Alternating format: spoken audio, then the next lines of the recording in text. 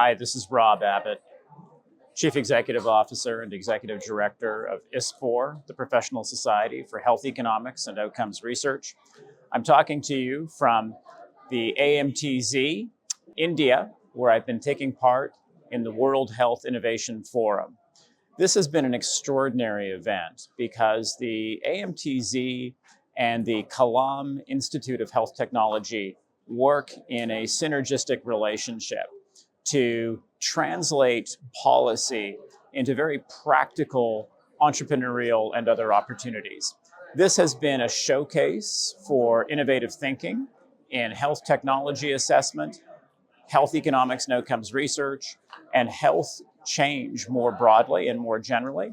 And I've personally been thrilled to have the opportunity to participate in this forum, share ISPOR's perspectives on how we are working to make healthcare globally more accessible, more effective, more efficient, and more affordable.